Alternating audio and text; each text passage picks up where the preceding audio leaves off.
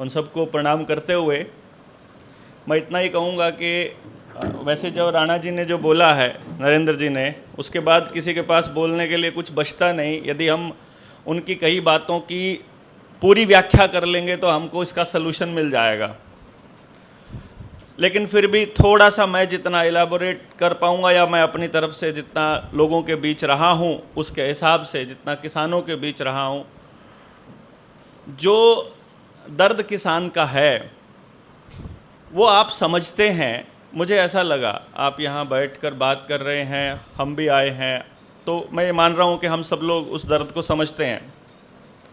लेकिन क्या किसान को भी पता है कि आप उसका दर्द समझते हैं? मतलब ये एक बड़ा सवाल है।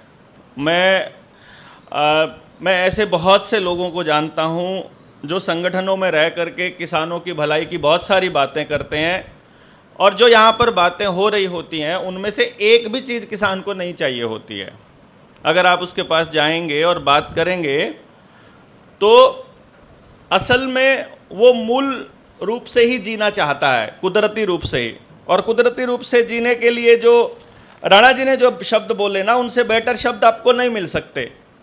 सहज, सरल, शांत, स्वतंत्र, सहभागी होकर, एक दूसरे के सहयोगी, एक दूसरे के उपयोगी, सम्मानपूर्वक हैं, और स्वाभिमान से आज़ाद। और इसीलिए उसने खेती चुनी थी, और इसीलिए उसने कहा था कि खेती सबसे बेहतर काम है, दुनिया का सबसे उत्तम काम, इसलिए बोला था। इसीलिए उसने कहा था कि जब ये एग्रीकल्चर यूनिवर्सिटी वाले आए ना, चोर, एग्रीकल्चर यूनिवर्सिटी, डेयरी रिसर्च वाले, सॉइल रिसर्च वाले चोर आए, जब कौन है ये, जाकर इनकी डेप्थ में जाओगे ना, जो आपने जो शुरू में बोला था, एक एपीआई शब्द बोला था, एक्टिव फार्मास्यूटिकल इंग्रेडिएंट, वो कहां से आता है मालूम है आपको? जमीन से कच्चा तेल निकाला जाता है, उससे पेट्रोल और डीजल बनता है। मतलब फ्रैक्शनल डिस्टिलेशन एक प्रोसेस होती है जिसमें गैस निकलती है, नेचुरल गैस, फिर बाद में पेट्रोल, फिर डीजल, फिर कैरोसिन एंड पता नहीं क्या क्या निकलता रहता है। और इसके लास्ट आइटम जो मतलब कोलतार वगैरह के बाद, सब कचरे के बाद में सबसे लास्ट जो मटेरियल गंध होता है उसका नाम होता है एपीआई एक्चुअली। और वो सिंथेटिक ड्रग्स बनाने के लिए इस्तेमाल किया जाता है, ना कि दवाई बनाने के लिए। और आप लोगों को मालूम पड़े कि पूरी दुनिया के लगभग 70% तेल के कुएं आपको दिखाई अमेरिका के अंडर पड़ते हैं, लेकिन असल में वो रॉकफेलर फाउंडेशन के पास हैं, जिसने स्वामीनाथन को किराए पर रखा था। और हरित क्रांति की, जिस स्वामीनाथन आयोग की हम बात करते हैं, C2+50 की, उसने जो रिकमेंडेशन दी थी, क्योंकि एक्चुअल प्रोपेगेंडा ये है कि किसान को व्यापारी बनाना है। इस गेम को नहीं समझे हम। समाज को तोड़ने का एकमात्र रास्ता है किसान को व्यापारी बनाओ। जमीन हथियाने का एकमात्र रास्ता है भारत को खत्म करो। भारत कौन है? जो व्यापार से नहीं चलता, जो व्यवहार से चलता है, केवल वो भारत है। और वो केवल गांव में है, और वो केवल खेती के साथ है। और जिन तबकों का जिक्र राणा जी ने किया कि किसान को अपना जीवन, किसान को नहीं, आदमी को जीवन जीने के लिए जितने काम और जितनी चीजें चाहिए, वो सारे के सारे व्यक्ति जब बैठकर यहां बात करेंगे कि किसान तभी बचेगा जब मेरा कुम्हार भी बचेगा, लोहार भी बचेगा, धोबी भी बचेगा, नाई भी बचेगा, हर काम को करने वाला व्यक्ति जब बचेगा, तभी केवल किसान बचेगा। और जब वो व्यवहार आधारित होगा, ना कि व्यापार आधारित। और ये बात उनको मालूम थी, तो उन्होंने, अगर थोड़ा डिटेल में जाएंगे आप, तो 1970s के दौर में जब हरित क्रांति का नौटंकी हुआ, it was a pure propaganda. कोई देश के अंदर अनाज की कमी नहीं थी। आज आप देख लीजिए, आज अपने देश में जितने अनाज की जरूरत है उससे लगभग 20 गुना अनाज पैदा होता है आज के टाइम पर। और आज भी एफसीआई के पास अब अनाज खत्म हो चुका है। इस टाइम पे एफसीआई के पास अनाज खत्म हो चुका है, और सिर्फ अडानी और अंबानी के साइलोज में अनाज पड़ा हुआ है। सारे एफसीआईज खत्म कर दिए हैं।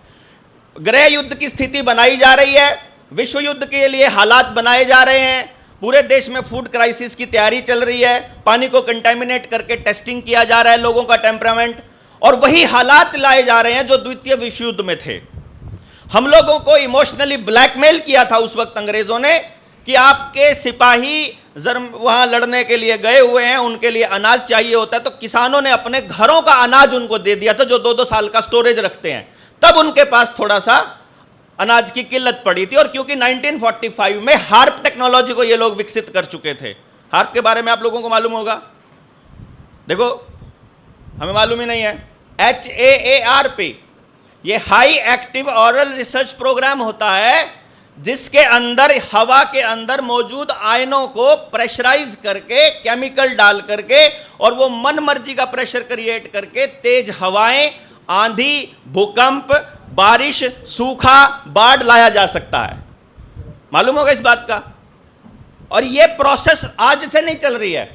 अभी जो पंजाब में बाढ़ की प्रक्रिया चली थी, it was all man made, ये तो आप सब लोगों को मालूम होगा। उत्तराखंड में, हिमाचल में और इधर पहाड़ी क्षेत्र में, हिमालय में जितने भी वो बादल फटने की प्रक्रिया हुई थी वो सारी मैन मेड थी। पिछले साल और इस साल इन लोगों ने एक जहाज से केमिकल छिड़का था कैमट्रेल के जरिए, जो जहाज के पीछे एक लंबी सी लाइन आपको दिखाई देती होगी, उसको गौर से देखिएगा, वो 2 घंटे के बाद टूटे हुए बादलों का रूप धारण कर लेती है। 3 प्रोसेस साथ में चल रहे हैं, प्रोजेक्ट ब्लू बीम, सन डिमिंग मतलब सूरज की धूप को कम करने का प्रोसेस, और क्लाइमेट के अंदर चेंज, ये लोग मन मर्जी का चेंज लेकर के आ रहे हैं। अब ये क्या कर रहे हैं उससे, उस प्रोसेस से, कि जिस वक्त किसी भी देसी पौधे में फल लगने का, फूल लगने का समय आता है, देसी कीकर है जैसे, उसका उस टाइम के बुखार में सबसे ज़बरदस्त रहता है उसका फूल। फिर जब निमोली आने का टाइम होता है नीम में, आपने देखा होगा पिछले साल पूरे भारत में देसी नीम पे निमोली नहीं आई थी, सूख गए थे जिस टाइम पे फूल आने का टाइम आया था। वो अचानक, वो कोई कुदरती नहीं था, वो आसमान से ऐसे केमिकल छिड़के जा रहे हैं जिससे कि देसी कुछ भी हो, यानी आपने टीका नहीं लगाया हुआ, आपकी स्किन पे कुछ पड़ेगा, उस पे असर हो जाएगा। आपके डंगर बाहर बंधते हैं, उनके डंगरों के ऊपर जो लंपी जैसी बीमारी आई थी वो, उसको फिर वो वैक्सीन लगाने की कोशिश करेंगे। मतलब डीएनए बदलना है उनको। आपके खेत में देसी फसल होगी, उसके ऊपर एक अचानक सी कोई बीमारी आ जाएगी, जिस टाइम पे फसल आने की बारी आएगी तो आपको हाइब्रिड बीज लेना पड़े। इस तरह के हालात पैदा किए जा रहे हैं। जैसे आपने बोला था, विस्थापन की बात हो रही थी कि हमें गांव छोड़कर जाना पड़ रहा है, हमको कर्जा लेना पड़ रहा है, हमको एमएसपी लेनी पड़ रही है। दिक्कत क्या है, वो किसान अपने बच्चे को कहता है कि बच्चे खेत में कुछ नहीं रखा, गांव में कुछ नहीं रखा, और फिर वो बच्चा बाहर चला जाता है पढ़ने के लिए और फिर नौकरी करने लग जाता है, और वो अपने बाप को फिर देख रहा होता है कि मुझसे तो पिछले 30-40 साल से बोल रहा था खेती में कुछ नहीं रखता, और खुद खेती किए जा रहा है। और वो उसको कहते हैं कि तू इसको बेच के मुझे अमेरिका ही भेज दे, या इसको बेच के कोई प्लॉट ही ले ले, इसको बेच के कोई बिजनेस ही कर लेते हैं, क्योंकि तुम तो खुद ही कह रहे थे कि खेती तो घाटे का सौदा है। अब ये घाटे का सौदा है या बनाया गया? जैसे मुझसे पहले मेरे सीनियर वक्ताओं ने कहा कि छोटे जो किसान हैं वो खेती नहीं कर पाएंगे, परंतु यदि हम यहाँ पर सचमुच किसान की समस्या का हल ढूंढना चाहते हैं तो क्या उस छोटे किसान को खत्म करना समस्या का समाधान होगा? क्या छोटे किसान से जमीन छीन लेना समस्या का समाधान होगा, या छोटे किसान को किसी बड़े चंक का हिस्सा बना देना उसका समाधान हो सकता है? मतलब वो इंटैक्ट रहे वैसा का वैसा। यानी इसका रास्ता कहाँ से निकल के आता है? फिर से पूरे भारत की संरचना से निकल कर आता है, मुझे तो ऐसा लगता है। भारत की संरचना में क्या है कि भारत का जो हाथ है, भारत के लोगों का हाथ है, वो ऐसे रहता है देने वालों में। और यहाँ बड़ा कमाल की बात है, यहाँ मांगना बड़े अधिकार से होता है। मतलब अपने घर में हो ना, फिर भी जानबूझकर पड़ोसियों के साथ लड़ाई हो रही होती है तो हम आग मांगने भी चले जाते हैं। मतलब कई बार हम ये कहते हैं कि हम यहाँ आग मांगने का भी रिवाज है, ज़बरदस्ती रिश्ता बनाए रखने का, कि हम इस प्रोसेस को, इस जुड़ाव को बना के रखें। अब अन्नदाता को मैं परसों एक गांव में संबोधित कर, परसों नहीं ट्रेनिंग से पहले की बात है, मैं एक गांव में संबोधित कर रहा था तो मैंने एक बुजुर्ग से कहा कि दादा एक बात बताओ, वो काफ़ी बुजुर्ग थे, 70-75 साल के रहे होंगे, तो मैंने उनसे पूछा कि मुझे एक बात बताओ, ये सरकार वाला जो 5 किलो अनाज है ये आप लेते हो क्या? उसने कहा नहीं, हम नहीं लेते हैं। तो मैंने कहा क्यों नहीं लेते हो? बोला कि हमारा ठीक ठाक चल रहा है। मैंने कहा तुम्हारा उधर जो ये CHC सेंटर वाला है, कोटे वाला है, उसमें नाम चढ़ा हुआ है कि तुम लेते हो? बोला नाम चढ़ा हुआ है। ये कमाल की बात देखिएगा आप, सिस्टम क्या है, जिसके 5 एकड़ जमीन है, जिसके 15 बीघा जमीन है, आपके गांव में भी वो लोगों का नाम भी उसमें चढ़ा हुआ है कि वो अनाज ले रहे हैं। कुछ लेके डंगरों को डाल देते हैं, कुछ लेके खेत में डाल देते हैं, कुछ खाते नहीं है, उनको मालूम है उसमें केमिकल है और उससे कैंसर होगा। अब जो गरीब आदमी है जिसके पास नहीं है वो बात अलग है। लेकिन मैंने बोला कि आप जब उसको खा भी नहीं रहे हो, ले भी नहीं रहे हो, तो क्या आपको मालूम है कि रजिस्टर में एंट्री हो रही है कि आपने भी लिया है? मैं एग्जाम्पल के तौर पर कह देता हूं कि भैया देवेंद्र बलारा का खाते में नाम तो चल ही रहा है। फिर वो एक दिन फ़ोन करता है कोटे वाला कि देवेंद्र भाई आपका राशन आया हुआ है। मैं बोलता हूँ यार तुम किसी गरीब को दे दो। अरे लेकिन साइन तो आपको ही करने पड़ेंगे। अब साइन तो मेरे हो गए। अब आप अखबार में छापते हैं, आज से 50 साल बाद हमारे बच्चे, हमारे पोता पोती अखबार में देखेंगे, पौरे साहब के अखबार में लिखा होगा कि 85 करोड़ लोग तो 5 किलो अनाज लेते थे। और सरकार में बैठा आदमी, जो बाबूजी जिसकी बात कर रहे थे, जो पढ़े लिखे तबके हैं, वो उस अखबार को देख के और उस रजिस्टर को देखकर एंट्री करेंगे। मेरे पोते को बोलेंगे कि तेरा बाप, तेरा दादा 2026 में 5 किलो अनाज पे जिंदा रहता था। वो बोलेगा अरे नहीं, वो तो ठीक ठाक था, समाज के काम किया करता था। अरे समाज के काम जाए भाड़ में, ये देख रजिस्टर में एंट्री है 5 किलो अनाज ले रहा था। ये अपने बच्चे के पैदा होते ही, लड़की के पैदा होते ही भी पैसे लेता था। उसके बाद स्कूल में पढ़ने के टाइम पे मिड डे मील में पैसे लेता था। उसके बाद ये अपनी घर में इनके कोई विधवा हो जाए तो विधवा के नाम की पेंशन लेता था उसको पालने की। इनके घर में कोई बुजुर्ग हो जाए तो उसको पालने का, बुढ़ापे का पेंशन लेता, उसको अपने बुजुर्ग को पालने का पैसा लेता था। और रोटी खाने का जुगाड़ नहीं था, प्रति व्यक्ति 5 किलो अनाज हम दिया करते थे। बाबूजी बोलेंगे वो सरकार में बैठे, हम दिया करते थे तब तुम पला करते थे। ध्यान दीजिएगा जितने लोग बैठे हुए हैं, आप सबके गांव में 90% लोगों की रजिस्टर में एंट्री हो रही है कि ये सब लोग भिखारी थे 2026 में। और 50 साल बाद आपके बच्चों को ये बताएंगे यही कह करके, जैसे आज हमको बताया जाता है कि हमारे यहां अनाज की कमी थी तो हरित क्रांति लानी पड़ी। ये झूठ है, ये प्योर प्रोपेगेंडा था हमको हाइब्रिड बीज देने का।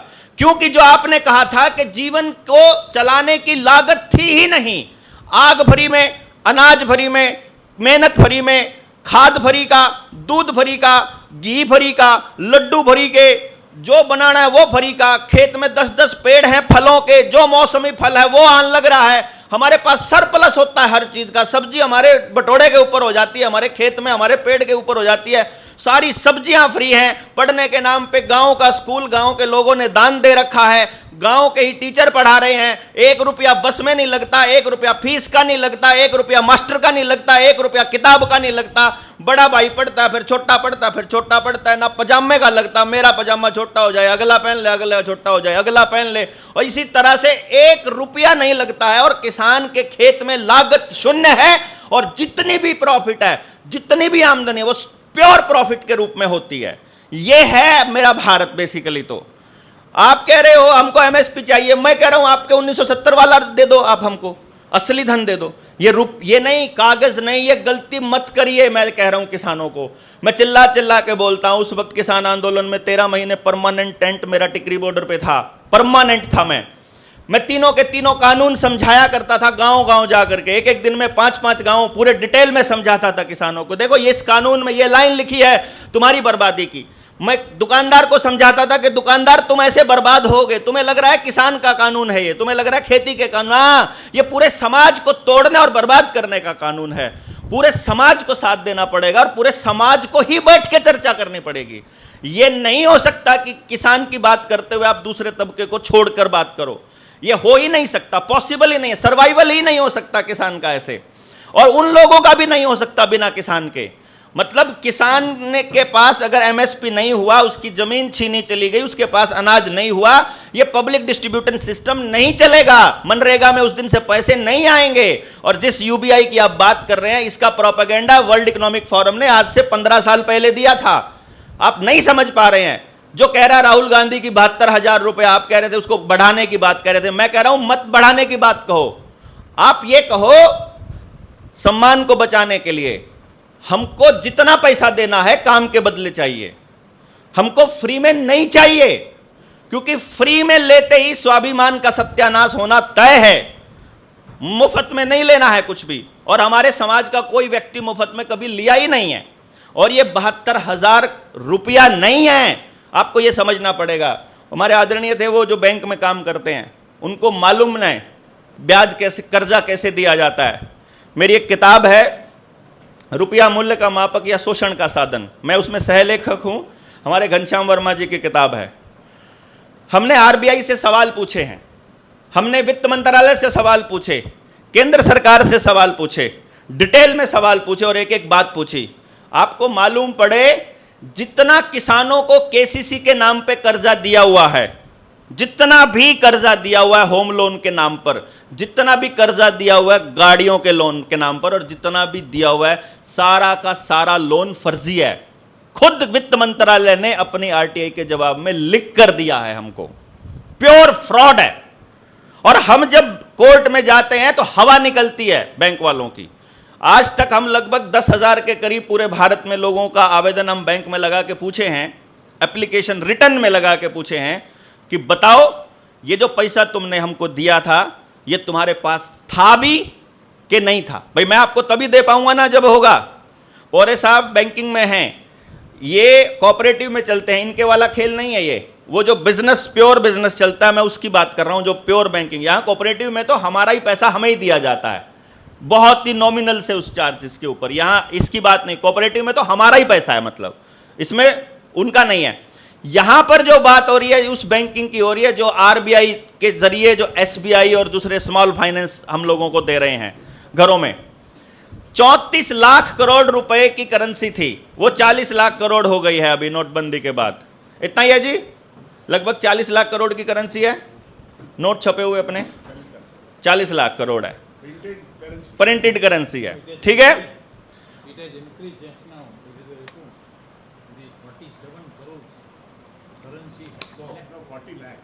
40 लाख करोड़, 47 लाख करोड़, 50 लाख करोड़ मान लो यार, कितनी मानोगे? 50 लाख करोड़। अभी अभी एक हफ्ता पहले की खबर है, आरबीआई से 1.25 लाख करोड़ रुपए का सोना गायब हुआ है, मालूम है आपको? और यह भी मालूम है आपको कि कोई भी बैंक या आरबीआई उतने ही नोट छाप सकती है जितना उसके पास सोना होता है। सोना और एसेट जो भी है, एसेट्स नहीं होता है। हमने ये आरबीआई से रिटर्न में ले लिया है, हमने ये वित्त मंत्रालय से ले लिया है कि रुपए के मानक को 1882 के पेपर करेंसी एक्ट के बाद छेड़ा नहीं गया है, इसीलिए वही पेपर करेंसी एक्ट 1882 ही रुपए का मानक माना जाएगा। और पेपर करेंसी एक्ट 1882 कहता है कि आपके 15 रुपए की एक मोहर ही रुपया है। जैसे आपके 100 रुपए के नोट के ऊपर लिखा होता है मैं धारक को 100 रुपए अदा करने का वचन देता हूं, इसका मतलब रिजर्व बैंक का गवर्नर वो 100 रुपए देने के लिए लायबल है। गलत तो नहीं कह रहा हूं? ये 100 रुपए की पर्ची है, 100 रुपया नहीं है। 1 रुपए का नोट भारत सरकार छापती है, सिक्के भारत सरकार छापती है, चाहे 1 रुपए का हो, चाहे 100 का, चाहे 500 का, चाहे सिक्का हो, चाहे नोट हो, वो सारे के सारे रुपए के लीगल टेंडर हैं, रुपया नहीं है। रुपया क्या है? जो आरबीआई के पास हमारा रुपया रखा है। कितना रुपया? 15 रुपया बराबर एक मोहर। एक मोहर का मतलब मालूम है? 11.664 ग्राम शुद्ध सोना, यानी हमारे 15 रुपए की वैल्यू, भारत के आदमी की कमाई की 15 रुपए की वैल्यू 1 तोला सोना है। आज भी कानूनन रूप से आरबीआई और भारत सरकार के कानूनों के हिसाब से प्रोफिशियल डॉक्यूमेंट है, किताब के अंदर हमने छाप दिए हैं, और अभी हम सुप्रीम कोर्ट जा रहे हैं इसको लेकर के। अब जब हमने उनसे पूछा कि तुम ये खेल कैसे खेलते हो, तो उनका कर्जे का खेल कैसे चलता है इसको समझिए। बैंकों को लिए उन्होंने नियम बना दिया कि बैंक के पास अगर 100 करोड़ रुपया पड़ा है आज से 2 साल पहले नियम था कि बैंक के पास पड़ा 100 करोड़ है। एक छोटा सवाल आपसे पूछ रहा हूं, मेरे पास 1 लाख रुपया पड़ा है, मेरे से आप लोग लोन लेने आ जाते हो, मैं कितना रुपया लोन दे सकता हूं आपको 1 लाख में से? ज्यादा से ज्यादा 1 लाख ना, ठीक है। बैंकों का क्या खेल है, वो कह रहे हैं कि अगर बैंक के पास 100 करोड़ रुपया पड़ा है तो बैंक 1000 करोड़ का लोन दे सकता है। ठीक कह रहा हूं जी? ठीक है, ये पूर्ण के अधिकारी हैं। और ये पहले का था, 2 साल पहले का। अभी क्या है कि अगर बैंक के पास 100 करोड़ रुपया पड़ा है तो अभी शायद मेरे ख्याल 225 या 125 गुना कर दिया उन्होंने। यानी अभी वो 1000 करोड़ नहीं, अभी वो मतलब 2000 करोड़ भी दे सकता है, अभी वो दे सकता है। अरे दे कहां से रहा है? वो कह रहा है बैंक लोन कैसे देता है। आप लोन लेने गए, आपकी प्रॉपर्टी थी 10 लाख रुपए की, उसने इवैल्यूएट किया मैनेजर ने, मैनेजर बोला तुमको 8 लाख रुपए का लोन मिलेगा। आप बोले ठीक है मैं दूंगा, 8 लाख रुपए ले दे दो। उसके ऊपर रजिस्टर, उसके कागज ले लिए, कागज लेकर के वहां पर बैंक मैनेजर एक अलग से क्रेडिट अकाउंट बनाएगा हवा में, वो कोई पैसा कहीं नहीं है। गलत तो नहीं है जी? ये इसलिए बैठे हैं, इसलिए मेरे लिए आसान हो गया पूछ कहना, क्योंकि मैं पूछता रहूंगा कि झूठ तो नहीं बोल रहा हूं। हवा में खाता बनेगा, उसमें आपको 8 लाख रुपया दे दिया जाएगा। नहीं वैसे उनके पास पासवर्ड है, लो जी हो गया कर्जदार। उस 8 लाख रुपया वो आपके खाते में ट्रांसफर, मतलब डिजिट, सॉरी नॉट रुपया, वो 8 लाख की डिजिट वहां ट्रांसफर हो जाएंगे आपके खाते में। अब आप कर्जदार हो गए बिना किसी चीज के, बैंक ने आपको कुछ दिया नहीं, उसके बदले उनके पास कुछ रखा नहीं, उसका कोई मानक नहीं, कुछ भी नहीं है, वो केवल डिजिट है, और आपको कर्जदार बना लिया, प्रॉपर्टी आपकी बंधक हो गई। अब आप कमा कमा के उसको कितना पैसा दोगे? 8 लाख रुपया। और जब आप बैंक से लेने जाओगे तो आपको क्या मिलेगा? 8 लाख रुपए के बैंक नोट। देखो बड़ा कमाल की बात, ये बात मैं समझा नहीं पाता हूं, क्योंकि आप जो बैंक को दे रहे हो, आप अपनी मेहनत दे रहे हो, मेहनत दे रहे हो ना।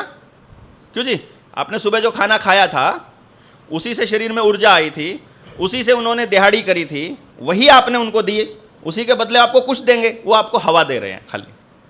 अब ये खेल कैसे खेलते हैं बैंक वाले कि जब आप 15 रुपए जमा करते हो बैंक में, 15 रुपए ओनली, तो बैंक 1 तोला सोना अपने पास रख लेता है और 1.5 लाख रुपए के बैंक नोट छाप लेता है। यानी आपकी एक ट्रांजैक्शन के साथ 1.5 लाख गुना की ठगी हो रही है देश के प्रत्येक भारतीय के साथ। तो सबकी मकान, दुकान, घर, परिवार टूटना तय है।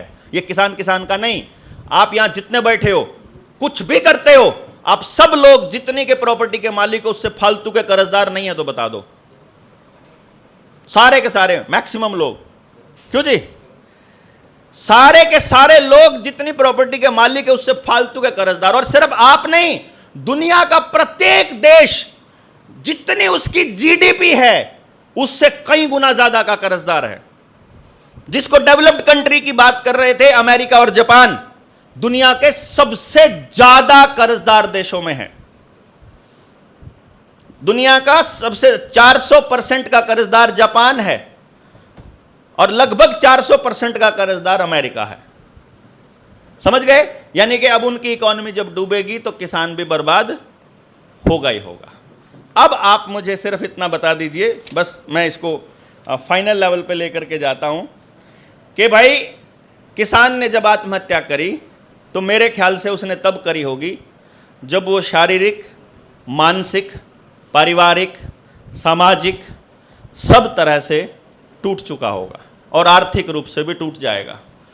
और शारीरिक रूप से तोड़ रहा है उसको खाना, सामाजिक रूप से तोड़ रहा है उसको तंत्र, आर्थिक रूप से तोड़ रहा है उसे पूरा बैंकिंग सिस्टम, पूरी सरकार, पारिवारिक रूप से तोड़ रहा है कानून। और अगर इसको रोकने के लिए कुछ लोगों की ड्यूटी लगाई जाए, हम जैसे संगठनों की, पॉलिटिशियंस की और सरकारों की, सरकार तो नहीं करेगी, ये तो तय है। ये तो एक पहली लाइन आप, मतलब आपने जैसे पोरे साहब ने कहा था कि 40 साल हो गए इनको संघर्ष करते हुए, तो भैया 40 हम भी कर लेंगे तो भी कोई फर्क नहीं पड़ने वाला है, सरकार तो नहीं करेगी। तो अगर कम्युनिस्टों वाली लाइन पे चलें कि सरकार से डिमांड करेंगे तो भैया फिर सरकार को माई बाप साबित करना है। पर यदि भारत की संरचना को समझ लें तो भारत की हुंकार है और जनता ही सरकार है। हमारे ये टैगलाइन है कि जनता सरकार है। जनता को ये मालूम ही नहीं है, किसान को ये पता ही नहीं है। तो हम जब गाँव में जा कर के किसान से बात करते हैं, अल्टीमेटली मैंने एक चीज़ समझी है कि ना तो MSP मांगो, ना ही आप UBI मांगो। अगर कुछ मांगना है या अगर कुछ करनी है व्यवस्था, तो गांव के लोगों को इस बात के लिए समझा लीजिए। मैंने ये कोशिश की है, मेरी टीम ने पूरे भारत के अंदर कई लाख लोग हमारे साथ जुड़े हैं। अभी हम लोग हरियाणा में 23 मार्च को एक तो तालकटोरा स्टेडियम में एक सेमिनार कर रहे हैं, बड़ा सेमिनार। ये 23 मार्च आ रहा है अगले महीने। और उस सेमिनार में के बाद हम लोग हर गांव में 7,000 गांव, क्योंकि अभी फिलहाल हम हरियाणा तक ही सीमित ज़्यादा हैं, और आप सब लोग मतलब सहयोग अगर करेंगे तो हम लोग जितना भी हमारा आप लोग उपयोग कर पाओ, मतलब हम लोग उसके लिए भी बिल्कुल ओपन होते हैं। कोई स्ट्रक्चर हमारा फिक्स नहीं। हम लोग ये कह रहे हैं कि भाई उस किसान से बात कर लेते हैं एक बारी बैठ करके। मैंने जब हर मुद्दे पर बात करी है, गांव में टेस्टिंग के लिए बात की थी, तो लगभग 1 हफ्ते का समय लगता है कुल मिलाकर के 10 प्रॉब्लम्स पे बात करने में। सुबह से लेके रात तक की बात कर रहा हूं मैं। We need lot of time. हमारे यहाँ हमारे जितने भी लोग बोले हैं, इनके पास बोलने के लिए बहुत कुछ है, इनका एक्सपीरियंस बहुत कुछ है। हमारा बैठकर बात करेंगे, कम से कम 1 हफ्ता चाहिए हमको ही समझने में, और गांव को समझाने में तो और ज़्यादा समय चाहिए। गांव का ही आदमी चाहिए कि हम उसको समझा सके, वो गांव को समझा सके। क्योंकि हमारी बर्बादी केवल नासमझी की वजह से हुई है, और उन लोगों ने हमारी नासमझी का फायदा उठाया है, इस सिस्टम को चलाने वाले लोगों ने। तो इसका समाधान केवल समझ है, केवल समझ कि कैसे वापस लागत को मिनिमम कैसे किया जाए, और उसके जो उत्पादन हो रहा है उस उत्पादन का लाभ मैक्सिमम उसको यूज करने वाले और उसको उगाने वाले दोनों को हो सके। सरकारें आपको बेनिफिट कभी नहीं देने वाली हैं, व्यापार और बाजार आपको कभी नहीं देने वाला है। यदि इस भारत को बचाना है तो केवल और केवल व्यवहार बचा सकता है, बाजार तो केवल बेचने का काम करेगा। इसी बात